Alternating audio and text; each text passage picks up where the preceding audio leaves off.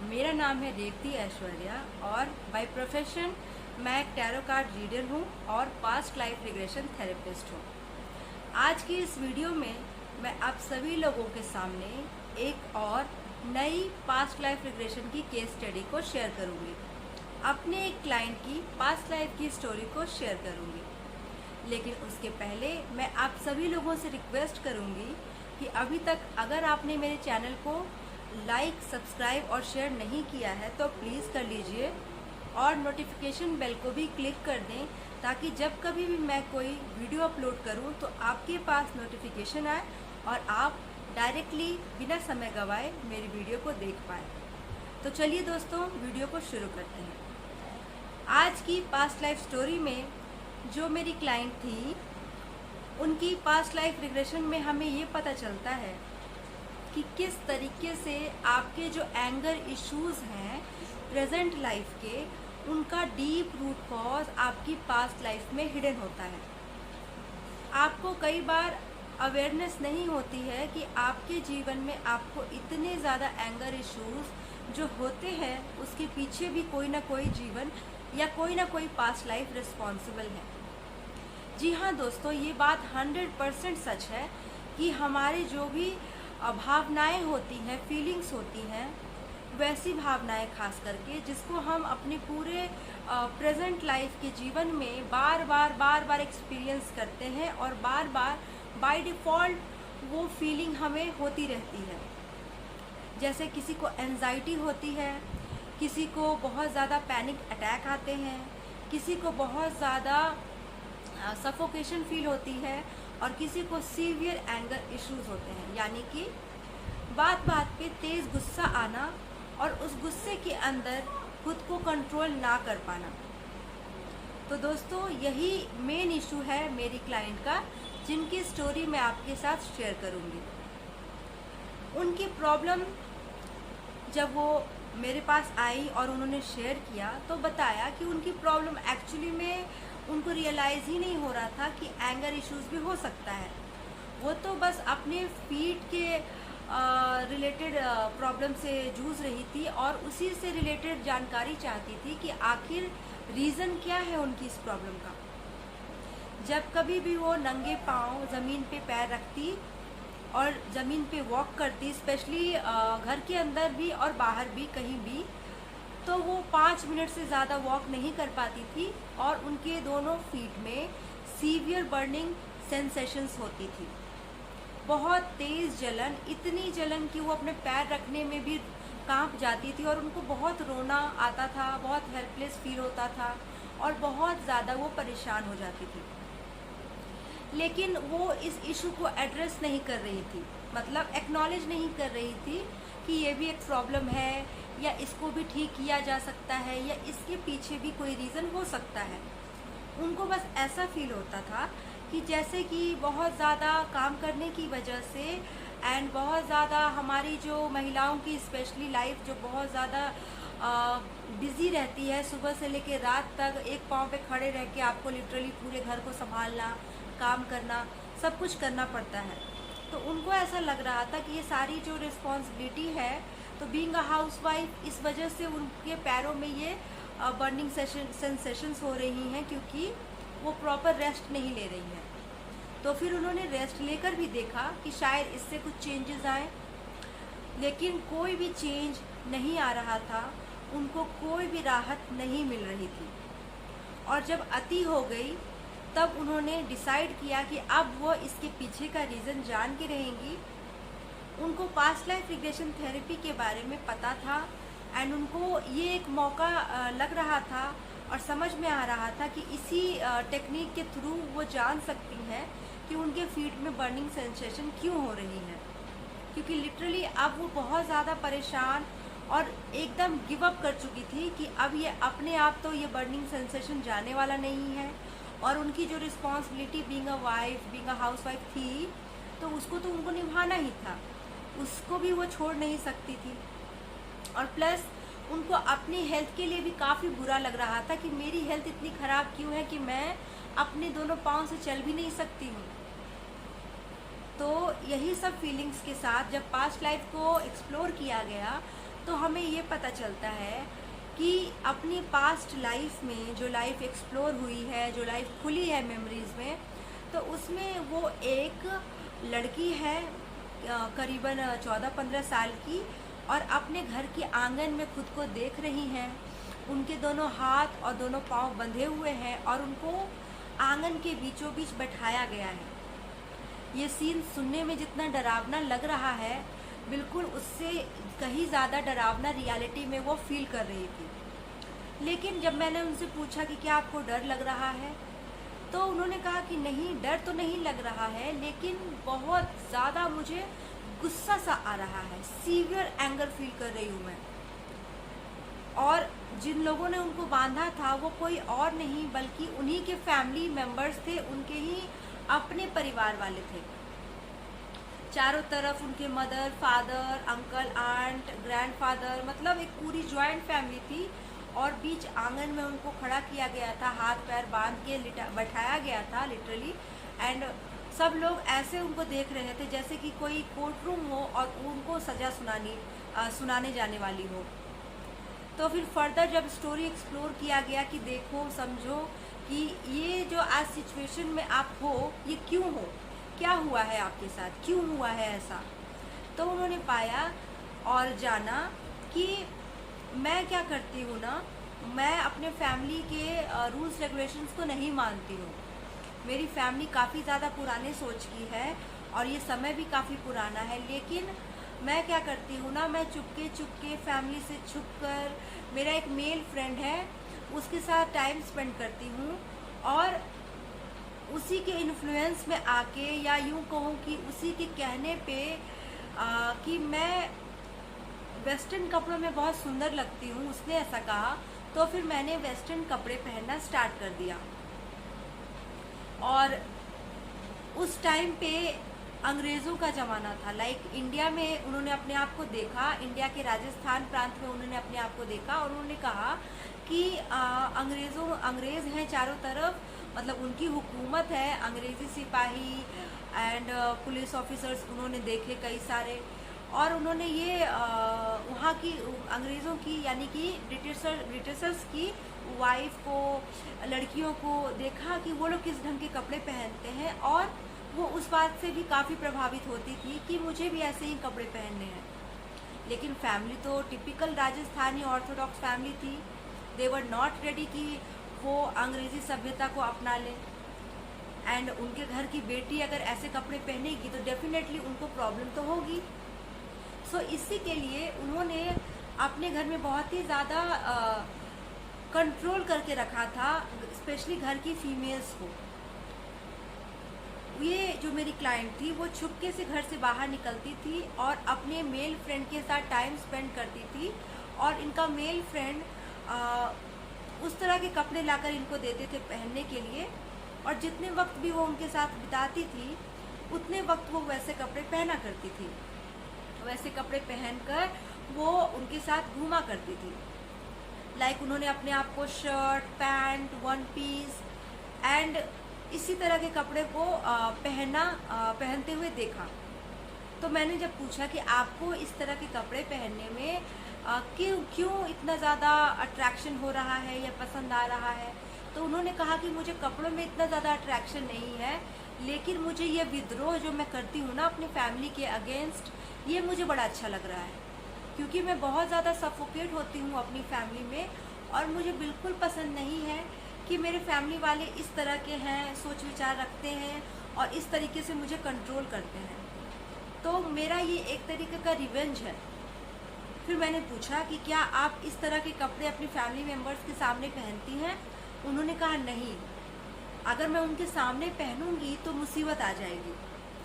तो फिर एक बार क्या होता है, वो अपने मेल फ्रेंड के साथ गांव से बाहर बाज़ार में टहल रही थी और उन्होंने इस ढंग के कपड़े पहन रखे थे, जैसे कि उन्होंने पैर में, पाँव में अपने पैंट देखा और ऊपर में शर्ट देखा, एंड यहाँ तक उन्होंने अपने कॉलर को ऐसे यहाँ तक बटन खोल कर रखा था, मतलब पूरा फैंसी वे में अपने आप को देखा, बिल्कुल टॉम बॉयज नेचर में। लेकिन क्या हुआ कि उनके एक अंकल ने उनको दूर से देख लिया और पहचान लिया, उनको उम्मीद नहीं थी कि कोई भी उनको इस तरह के कपड़ों में पहचानेगा। बहुत ही बेफिक्र होकर वो घूमा करती थी। जब अंकल ने देख लिया तो अंकल ने उसी वक्त वो उनके पास गए और उनके हाथ पकड़ के और घर ले गए। और फिर उसी वक्त का वो सीन है जब उनके हाथ पांव बांध दिए गए और बिल्कुल कोर्ट रूम जैसा उनसे सवाल जवाब किया गया कि बताओ तुम्हारी इतनी हिम्मत कैसे हुई कि तुम इस ढंग से हमारी इज्जत को ख़राब कर रही हो। तुम बाज़ार में वो किस लड़के के साथ तुम घूम रही थी, तुमने ऐसे कपड़े क्यों पहने, और इस तरह के कई सारे सवाल, गुस्से से अब्यूज़ करना और गंदी बातें बोलना अपनी ही घर की बेटी को। इनके मन में, जो मेरी क्लाइंट थी, इनके मन में तो पहले से ही गुस्सा था अपने परिवार के प्रति कि ये लोग मुझे आज़ादी से जीने नहीं देते हैं, ये लोगों की सोच खराब है। तो वो विद्रोह तो था ही, और प्लस जब उन्होंने उनके साथ ऐसा व्यवहार किया कि उनको हाथ पांव बांध के उनको बुरा भला बोल रहे थे, तो उनके मन में और गुस्सा था। ये सब चल ही रहा होता है सिलसिला कि इनके मन में बहुत तेज़ गुस्सा आता है और ये अपने फादर को भला और बुरा बोलना शुरू कर देती हैं कि आप लोगों को तमीज़ नहीं है, आप लोग जीना नहीं जानते हो, आप लोगों ने मेरी ज़िंदगी नरक कर दी है, मैं आप लोगों के हिसाब से अब नहीं जीऊँगी, इस तरह की बहुत सारी बातें। और जब इनके अंकल ने इनको मार्केट में पकड़ा था तो जिस लड़की के साथ ये थी वो लड़का तो वहाँ से भाग गया था, लेकिन ये पकड़ी गई। तो इनसे उस लड़के का भी एड्रेस पूछा जा रहा था कि बताओ जिस लड़के के साथ तुम थी वो कौन था, वो कहाँ रहता है, क्योंकि इनकी फैमिली थोड़ी सी इस टाइप की थी कि ये मर्डर भी कर सकते थे उस लड़के की। तो इनको ऐसा फील हुआ कि अगर मैं बताऊंगी तो क्या पता ये लोग उसके साथ क्या करें। तो फिर इन्होंने नहीं बताया, उन्होंने कितना भी पूछा तो इन्होंने नहीं बताया। अल्टीमेटली इनकी फैमिली को ऐसा लगने लगा कि अब इसको ज़िंदा रखने का कोई फ़ायदा नहीं है, इसको मार डालते हैं। अगर ये ज़िंदा रहेगी तो हमारी इज्जत को ख़राब कर देगी, और ना जाने अभी तक किन किन लोगों ने, गांव के या शहर के जो भी जान पहचान के लोग हैं, किन किन लोगों ने इसको इस तरह के कपड़ों में देखा होगा। और फिर क्या किया कि उसको कमरे में ले जाकर उसको फांसी लगाकर मारा। तो मैंने पूछा कि आपको दुख फील हो रहा है, दर्द फील हो रहा है, आपको क्या कोई गिल्ट है कि अगर आप ऐसे नहीं करते तो शायद आपके फैमिली मेम्बर्स आपके साथ ऐसा नहीं करते। तो इन्होंने बोला कि नहीं, मुझे बिल्कुल कोई गिल्ट नहीं है, बल्कि मुझे तेज़ गुस्सा आ रहा है सभी लोगों पर। मेरा मन करता है कि मैं सभी को मार दूँ। और गुस्से में पूरी तरीके से इनकी बॉडी कांप रही थी और इनकी ज़बान भी कांप रही थी गुस्से के अंदर। इतना ज़्यादा इनके मन में अपनी फैमिली के प्रति गुस्सा था। फिर क्या होता है, जैसे जैसे कहानी आगे बढ़ती है, ये देखती है कि अब इनको फांसी लगाकर मार दिया गया है और इनके प्राण शरीर से बाहर निकल चुके हैं। स्टिल ये अपने फैमिली मेम्बर को उसी गुस्से की नज़र से देख रही हैं। और उसके बाद मैंने कहा ठीक है, थोड़ी देर आप इसी अपनी बॉडी के पास ही रुकें और देखें कि आगे क्या होता है। तो आगे इन्होंने देखा कि इनके फैमिली मेम्बर्स ने इनकी बॉडी को टुकड़ों में काटकर गांव के नहर में बोरे में बंद करके डाल दिया। इतनी ज़्यादा क्रुएल्टी की गई इनके साथ कि उस स्टोरी को सुनकर जब ये सेशन हो रहा था तो मेरी भी रूह कांप गई थी कि भला अपने ही फैमिली मेम्बर्स अपने ही घर की बेटी के साथ ऐसा कैसे कर सकते हैं। दोस्तों, तभी मुझे क्लिक हुआ कि ज़रूर पास्ट अभी और भी बाकी है, इसके पहले भी कोई ना कोई लाइफ ऐसी ज़रूर है जिसमें कि इन्होंने भी कुछ ना कुछ अपने फैमिली मेम्बर्स के साथ पास्ट में गलत डेफिनेटली किया हुआ है, तभी आज वो लोग इनके साथ ऐसा कर रहे हैं।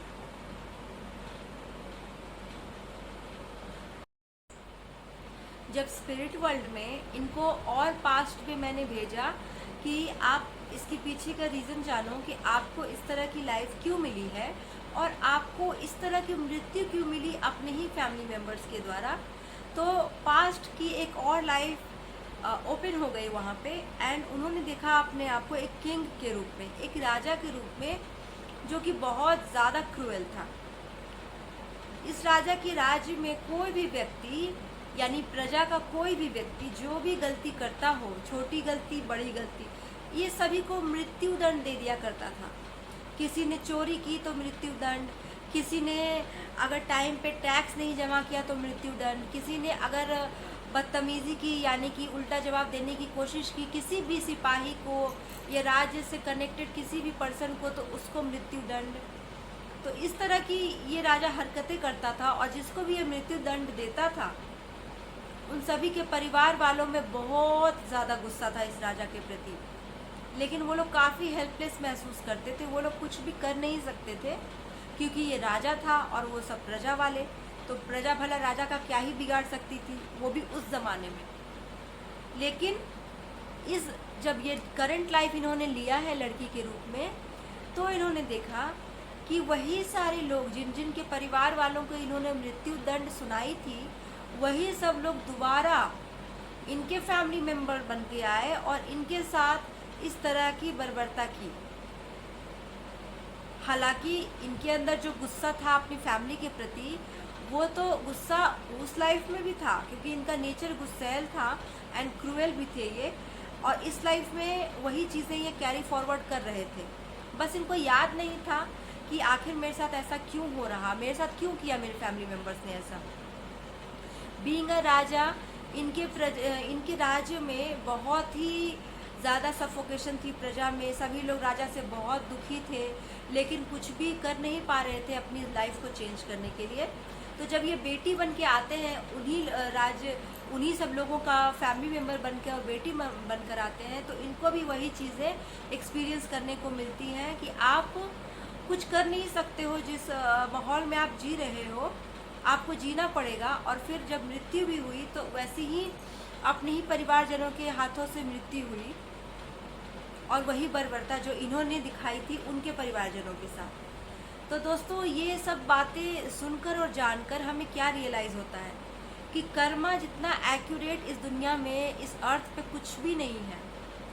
जो आप जैसा जिसके साथ करेंगे आपके साथ सेम टू सेम वैसा होता है और कर्मों की कोई माफ़ी नहीं है दोस्तों। आप अगर अच्छा चाहते हो कि आपके साथ अच्छा हो तो अच्छे कर्म करें।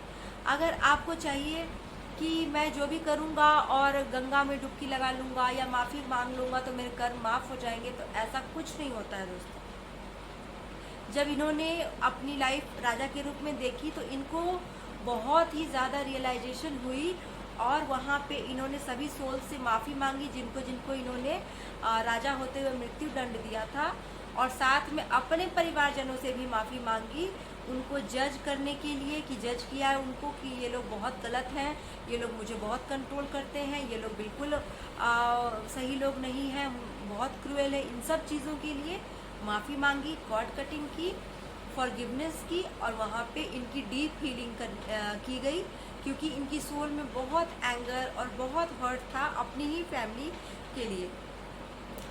रियल लाइफ यानी कि प्रेजेंट आज की लाइफ में भी ये जो लेडी है वो अपनी लाइफ में फैमिली मेम्बर्स के प्रति बहुत गुस्सा फील करती थी।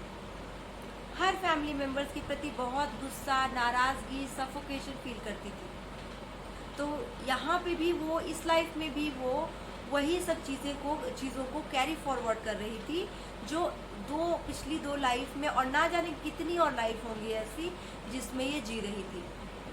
यानी कि हमारी वो पैटर्न्स, यानी हमारी वो स्वभाव जिसको हम चेंज नहीं करते या जिससे हम कोई सबक नहीं सीखते, तो हमें एक और लाइफ जीना पड़ेगा, आना पड़ेगा धरती पे उसको सीखने के लिए और उसमें सुधार करने के लिए।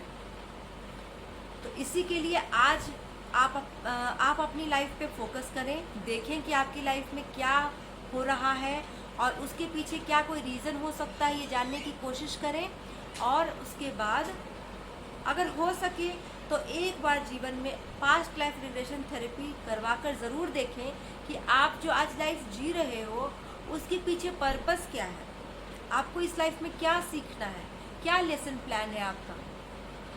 तो दोस्तों, आज की स्टोरी बस यहीं पे ख़त्म होती है। मैं बहुत जल्दी आप लोगों के लिए एक और नई पास्ट लाइफ की स्टोरी जल्दी लेकर आऊँगी। तब तक के लिए थैंक यू सो मच दोस्तों। Bye bye, take care and मेरे चैनल को सब्सक्राइब करना ना भूलें। वीडियो अगर पसंद आए तो लाइक कर लें। अपने व्यू पॉइंट्स कमेंट सेक्शन में छोड़ना ना भूलें। थैंक यू सो मच दोस्तों। राधे राधे।